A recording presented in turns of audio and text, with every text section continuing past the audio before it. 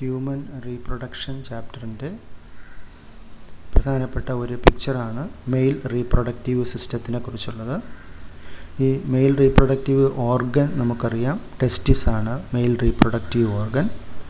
ടെസ്റ്റിസിനകത്ത് 250ഓളം കമ്പാർട്ട്മെൻറ്റ്സുകൾ കാണും. ആ കമ്പാർട്ട്മെൻറ്റ്സുകളെ വിളിക്കുന്ന പേരാണ് ടെസ്റ്റിക്കുലാർ ലോബ്യൂൾസ്. ഈ ടെസ്റ്റിക്കുലാർ ലോബ്യൂൾസിനകത്താണ് ഹൈലി കോയിൽഡ് ആയിട്ട് സെമിനിഫറസ് ട്യൂബ്യൂൾസ് കാണുന്നത്. ഈ സെമിനിഫറസ് ട്യൂബ്യൂൾസ് യുണൈറ്റ് ചെയ്തിട്ടുണ്ടാകുന്ന സ്ട്രക്ചറാണ് റെറ്റി ടെസ്റ്റിസ്. റെറ്റി ടെസ്റ്റിസ് ജോയിൻ ചെയ്തിട്ട് വാസ എഫറൻഷ്യ, വാസ എഫറൻഷ്യ ജോയിൻ ചെയ്തിട്ട് എപ്പിഡൈഡിമസ്, എപ്പിഡൈഡിമസ് പിന്നെ വാസ് ഡിഫറൻസ് ആയിട്ട് മുന്നോട്ട് പോകുന്നു. ഇപ്പോൾ രണ്ട് ടെസ്റ്റിസിൽ നിന്നുമുള്ള വാസ് ഡിഫറൻസ് യുണൈറ്റ് ചെയ്തിട്ട് കോമൺ ആയിട്ട് യുറീത്രൽ ഓപ്പണിംഗ് വഴി പുറത്തേക്ക് വരും. അപ്പോൾ ഇവിടെ ഈ ആക്സസറി ഡക്റ്റുകളുടെ പേരുകൾ എഴുതാനും അത് അകത്തു നിന്നും പുറത്തേക്ക് എന്നുള്ള ക്രമത്തിൽ എഴുതാനുമുള്ള ക്വസ്റ്റ്യൻ ചോദിക്കാവുന്നതാണ്. അപ്പോൾ ഇത് ഓർമ്മിക്കുക, ഇവിടെ സെമിനിഫറസ് ട്യൂബ്യൂൾസ് ആണ് ഇതിനകത്ത്. അത് കഴിഞ്ഞത് ജോയിൻ ചെയ്യുമ്പോൾ റെറ്റി ടെസ്റ്റിസ്, വാസ എഫറൻഷ്യ, എപ്പിഡൈഡിമസ്, വാസ് ഡിഫറൻസ്, ഈ ക്രമത്തിലാണ് പോകുന്നത്. യുറീത്ര വഴി പുറത്തേക്ക് വരുന്നു. ഇനി അതുപോലെ റീപ്രൊഡക്ഷന് സഹായിക്കുന്ന ആക്സസറി ഗ്ലാൻഡ്സുകൾ ഏതൊക്കെയാണെന്നുള്ള ക്വസ്റ്റ്യനും ചോദിക്കാവുന്നതാണ്.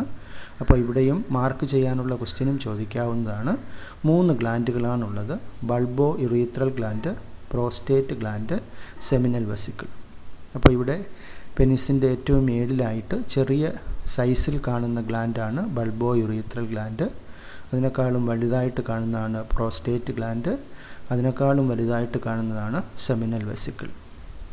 പിന്നെ അടുത്ത് മാർക്ക് ചെയ്യാവുന്ന ഒരു പോർഷൻ എന്ന് പറയുന്നത് ഈ പെനിസിൻ്റെ ഏറ്റവും മുൻപിൽ ബൾജ് ചെയ്ത് കാണുന്ന പോർഷനാണ്. അതിനെ വിളിക്കുന്ന പേരാണ് ഗ്ലാൻസ് പെനിസ്. അതിനെ കവർ ചെയ്യുന്ന സ്കിന്നാണ് ഫോർ സ്കിൻ.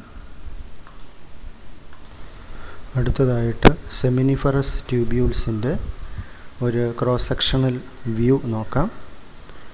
അപ്പോൾ ഈ ഒരു ക്രോസ് സെക്ഷണൽ വ്യൂവിൽ നമുക്ക് 3 ടൈപ്പ് സെൽസ് നമുക്ക് മനസ്സിലാക്കാൻ സാധിക്കും: interstitial cells, spermatogonial cells, Sertoli cells.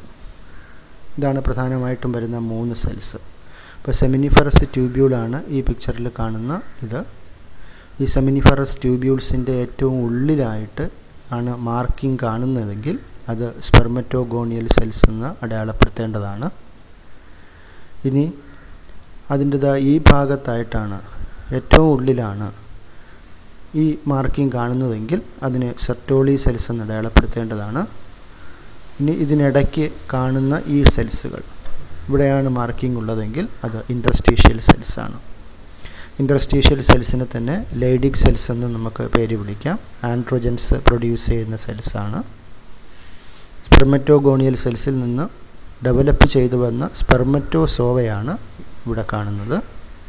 Sertoli സെൽസിൻ്റെ function എന്ന് പറയുന്നത് നറിഷ്മെൻ്റ് ആണ്. സ്പെർമറ്റോഗോണിയൽ സെൽസിന് നറിഷ്മെൻറ്റ് കൊടുക്കുന്നതാണ് വളർന്നു വരുന്ന സ്പെർമറ്റോസോവ. അത് പൂർണ്ണ ഷേപ്പിലും സൈസിലുമൊക്കെ മാറാൻ സഹായിക്കുന്ന, ന്യൂട്രീഷൻ കൊടുക്കുന്ന സെൽസാണ് സെർട്ടോളി സെൽസ് എന്ന് പറയുന്നത്. ഈ കാണുന്ന പടം ഫീമെയിൽ റീപ്രൊഡക്റ്റീവ് സിസ്റ്റത്തിൻ്റെ പടമാണ്. ഫീമെയിൽ റീപ്രൊഡക്റ്റീവ് ഓർഗനാണ് ഓവറി എന്ന് പറയുന്നത്.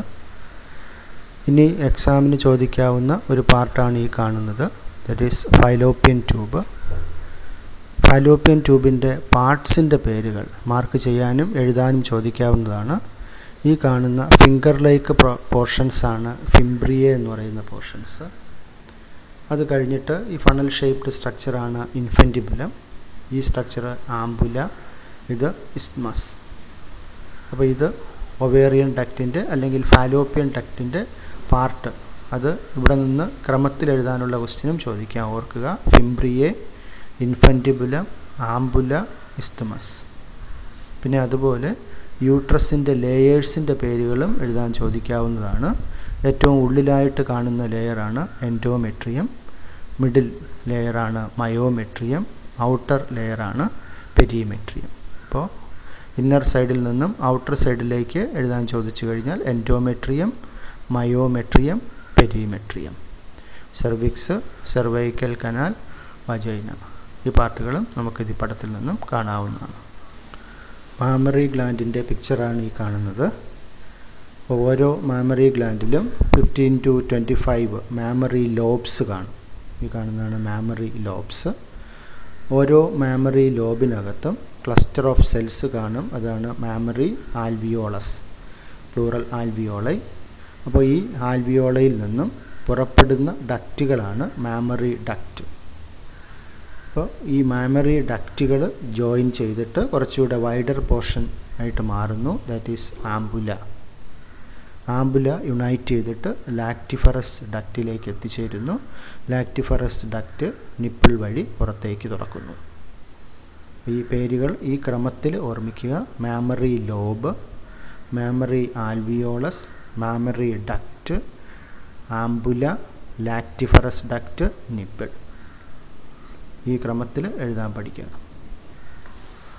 ഈ പടത്തിൽ കാണുന്നത് sectional view of seminiferous tubules ആണ്.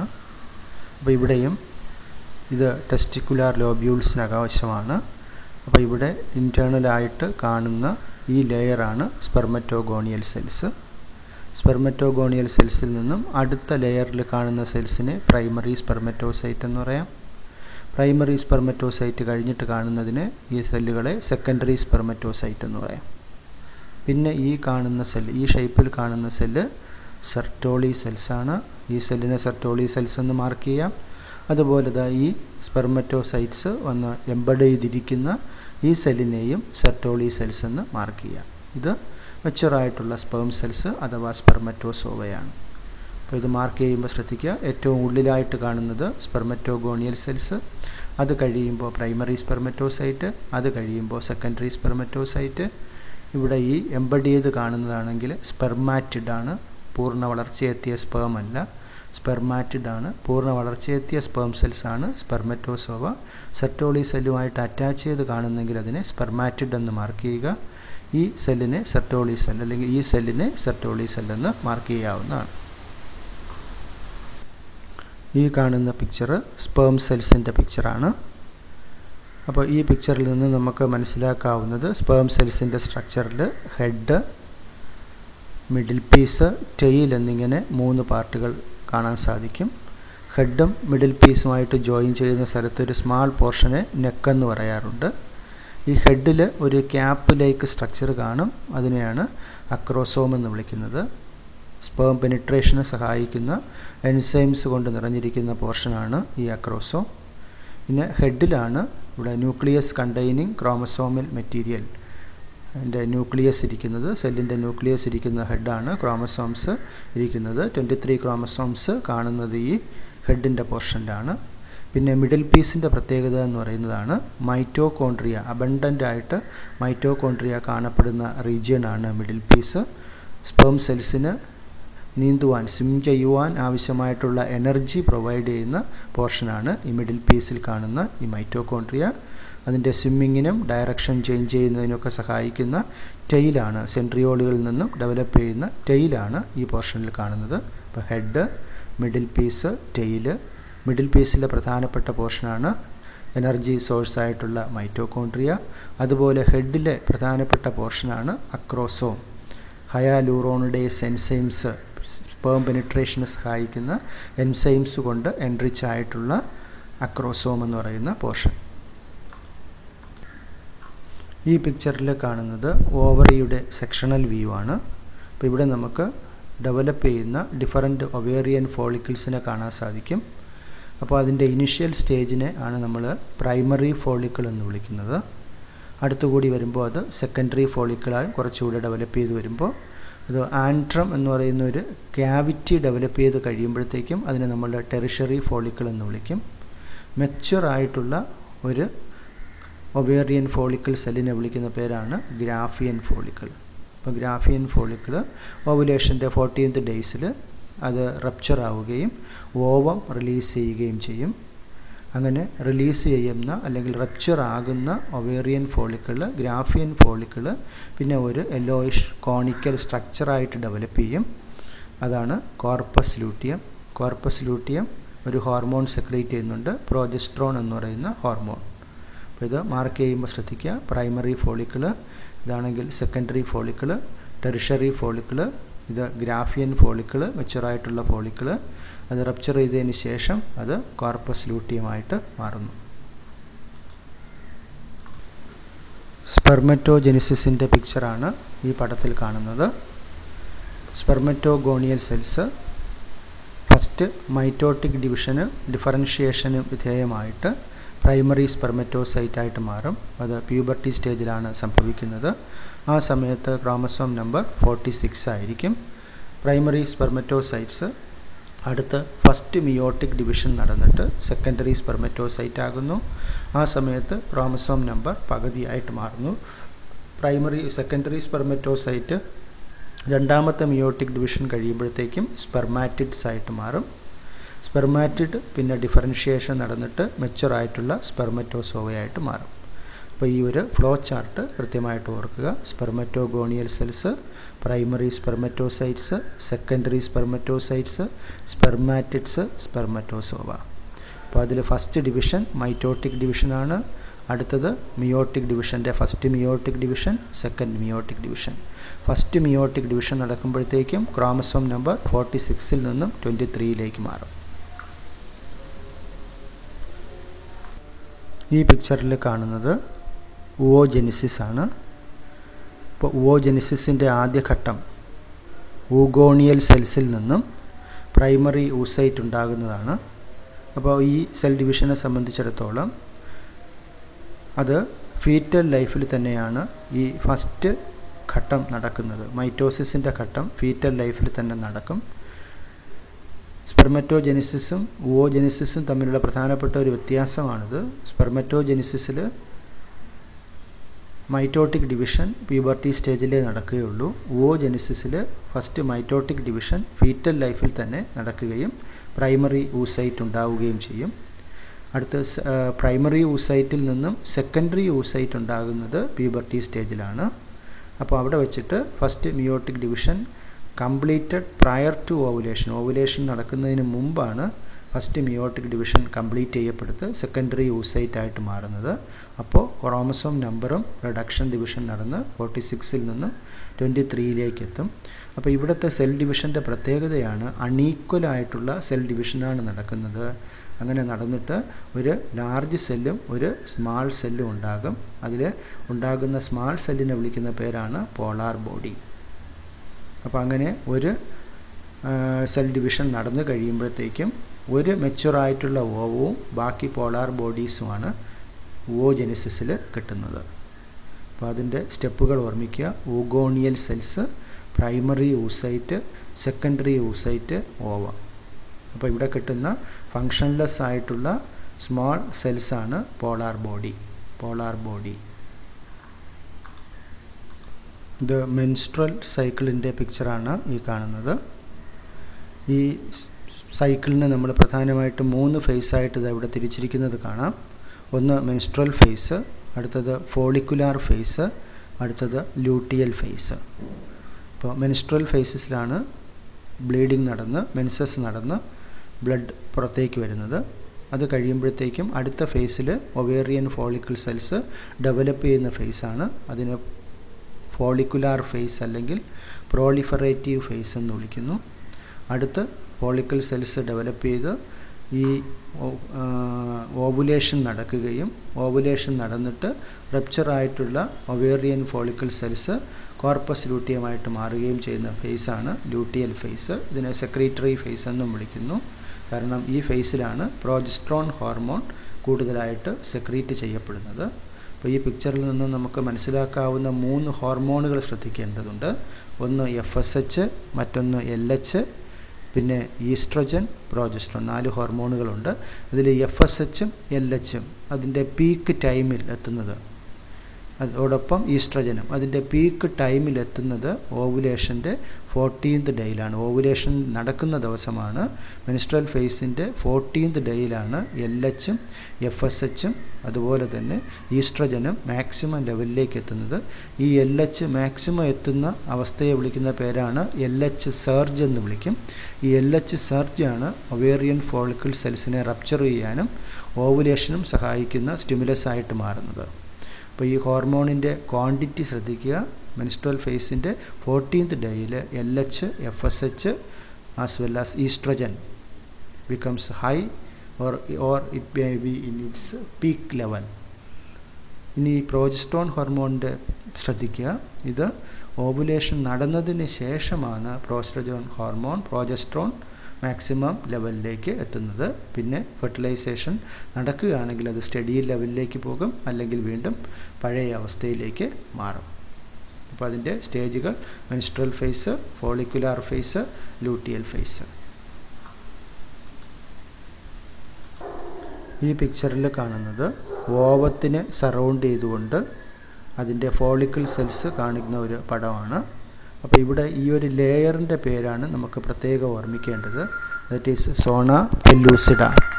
സോണ പെല്ലൂസിഡ എന്ന് പറയുന്ന ലെയറാണ്. അപ്പോൾ സോണ പെല്ലൂസിഡ എന്ന് പറയുന്ന ലെയറിൻ്റെ ഒരു പ്രത്യേകത എന്ന് പറയുന്നത്, ഇത് ഫെർട്ടിലൈസേഷൻ നടന്നു കഴിഞ്ഞാൽ പിന്നെ അടുത്ത് സ്പേം ഇതിനകത്തേക്ക് കടക്കാതെ അതിനെ ഒരു പ്രിവെൻറ്റീവ് ചെയ്യുന്ന ഒരു ഫെർട്ടിലൈസേഷൻ ലെയറായിട്ട് മാറുന്നുണ്ട്. അതോടൊപ്പം ഓർക്കേണ്ട മറ്റൊരു പേരാണ് കൊറോണ റേഡിയേറ്റ. ഈ സോണ പെല്ലൂസിഡായെ സറൗണ്ട് ചെയ്തുകൊണ്ട് കാണുന്ന ഫോളിക്കിൾ സെൽസാണ് കൊറോണ റേഡിയേറ്റ. ഈ രണ്ട് പേരുകളും ഈ പിക്ചറിൽ മാർക്ക് ചെയ്യാൻ ആവശ്യപ്പെടാം. സോണ പെല്ലൂസിഡ, സെൽസ് ഓഫ് ദ കൊറോണ റേഡിയേറ്റ. ഈ പിക്ചറിൽ കാണുന്നത് ഫെർട്ടിലൈസേഷന് ശേഷം ഉള്ള ഈവൻസിനെ കുറിച്ചുള്ള ഒരു പിക്ചറാണ്. ഫെർട്ടിലൈസേഷൻ നടന്നു കഴിയുമ്പോൾ ഉണ്ടാകുന്ന ഒരു സിംഗിൾ സെല്ലാണ് നമുക്കറിയാം സൈഗോട്ട് എന്ന് പറയുന്നത്. അപ്പോൾ സൈഗോട്ടിൽ നടക്കുന്ന സെൽ ഡിവിഷൻ, ആ സെൽ ഡിവിഷനെ വിളിക്കുന്ന പേരാണ് ക്ലീവേജ്. ഇപ്പോൾ ക്ലീവേജിൻ്റെ ഫലമായിട്ട് ഉണ്ടാകുന്ന സെല്ലുകളെ വിളിക്കുന്ന പേരാണ് ബ്ലാസ്റ്റോമിയേഴ്സ്. ഇപ്പോൾ ഒരു 8 to 16 സെൽഡ് സ്റ്റേജ് എത്തുമ്പോഴത്തേക്കും അതിനെ വിളിക്കുന്ന പേരാണ് മോറുല. അത് കഴിഞ്ഞിട്ട് സെല്ലുകൾ ഡിഫറൻഷ്യേറ്റ് ചെയ്ത് കഴിഞ്ഞിട്ട് ഉണ്ടാകുന്ന സ്ട്രക്ചറാണ് ബ്ലാസ്റ്റോസിസ്റ്റ് എന്ന് പറയുന്നത്. അപ്പോൾ ഈ പിക്ചർ വളരെ ഇമ്പോർട്ടൻ്റ് ആണ്. അപ്പോൾ ഇതിലെ സെല്ലുകളുടെ പേരുകൾ എക്സാമിന് ചോദിക്കാവുന്നതാണ്. അപ്പോൾ ഈ ബ്ലാസ്റ്റോസിസ്റ്റ് സ്റ്റേജിലാണ് ഇംപ്ലാന്റേഷൻ നടക്കുന്നത്. ഈ ഔട്ടർ ലെയറിൽ കാണുന്ന സെൽസാണ് ട്രോഫോബ്ലാസ്റ്റ് സെൽസ് എന്ന് പറയുന്നത്. ഈ ഇന്നർ ലെയറിൽ കാണുന്ന ഈ സെൽസാണ് സ്റ്റെം സെൽസ് അല്ലെങ്കിൽ ഇന്നർ സെൽ മാസ് എന്ന് പറയുന്നത്. അപ്പോൾ ഇന്നർ സെൽ മാസ് എംബ്രിയോ ആയിട്ട് മാറും. അതുപോലെ ട്രോഫോബ്ലാസ്റ്റ് സെൽസ് എംബ്രിയോണിക് ലേയേഴ്സ് ആയിട്ട് മാറുകയാണ് ചെയ്യുന്നത്. അപ്പോൾ ഈ പിക്ചറിൽ ഓർമ്മിക്കുക, ഈ ഒരു പിക്ചർ വളരെ പ്രധാനപ്പെട്ടതാണ്. Outer layer trophoblast cells, inner ലെയറിൽ ഈ കാണുന്ന സെൽസാണ് സ്റ്റെം സെൽസ് അല്ലെങ്കിൽ ഇന്നർ സെൽ മാസ്.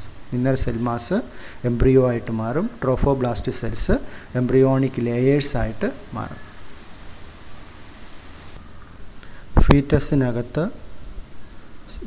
യൂട്രസിനകത്ത് ഫീറ്റസ് കിടക്കുന്ന ഒരു പിക്ചറാണിത്. അപ്പോൾ ഈ പിക്ചറിൽ നിന്ന് നമുക്ക് മനസ്സിലാക്കാവുന്ന ഒരു സ്ട്രക്ചറിൻ്റെ പേരുണ്ട് പ്ലാസെൻ്റൽ വില്ലൈ. ഇപ്പോൾ ഇവിടെ അംബിലിക്കൽ കോഡ് യൂട്രസുമായിട്ട് ചേരുന്ന സ്ഥലത്ത് ഡെവലപ്പ് ചെയ്യുന്ന സ്ട്രക്ചറാണ് പ്ലാസെൻ്റ എന്ന് പറയുന്നത്.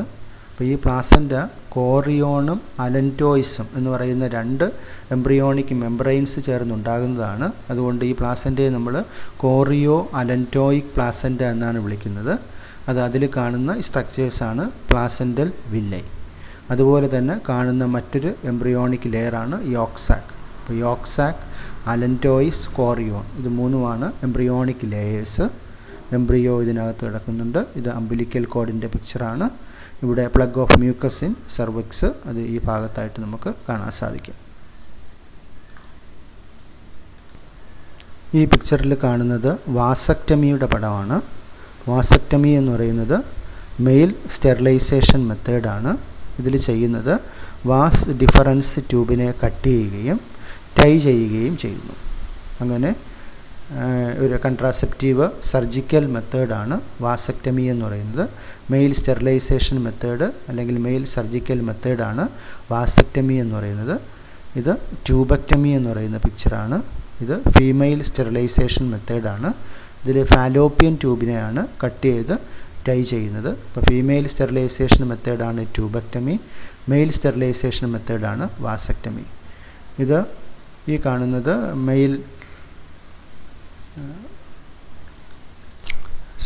ഈ കാണുന്നത് ഫീമെയിൽ ബാരിയർ മെത്തേഡാണ്.